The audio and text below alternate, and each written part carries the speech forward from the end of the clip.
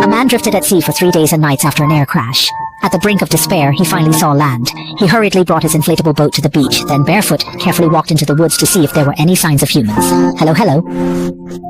Hey! He shouted for a long time without any response, the only answer being the relentless sound of the waves. The man then used his feet to carve out a distress signal on the sand, hoping the passing planes would notice it. Next, he crafted a simple shelter using the inflatable boat on the beach, exhausted, planning to figure out a solution the next day. But unexpectedly, when he lay down to sleep at night, strange sounds suddenly came from the woods. Facing the unknown danger, he stayed alert, holding the paddle, and did not sleep a wink all night. The next morning, Tom noticed that the distress signal he had made the previous day had been partially washed away by the waves. To survive, he quickly gathered some dry wood and chose a broader area where the waves wouldn't reach to remake a larger distress signal. Fortunately, several delivery packages washed ashore at that moment. Tom picked them all up thinking they might be useful. But just then, strange sounds came from the woods again, and he was on alert once more, shouting loudly. Seeing there was no response for a long time, he boldly decided to investigate. As he walked over, a ripe coconut fell from above. The strange sound was just the coconuts falling. Tom finally relaxed. He collected more coconuts, as he had gone a day without water. He picked up a coconut and smashed it against a rock, but was thwarted by the tough shell, and then twisted it on a sharp rock.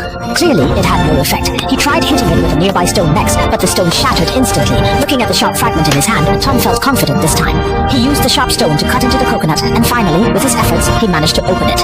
This bit of water was clearly insufficient. Failing to quench his thirst taught him a lesson. Tom cleverly used the sharp stone to drill a small hole in the coconut, and eagerly brought it to his mouth, greedily enjoying the sweet water. After drinking his fill, Tom packed his belongings and, using a stick, prepared to explore more rescue opportunities in the vicinity. He searched around the rocky cliffs all day, but aside from finding another delivery package, he found nothing else and realized he had ended up back at his starting point.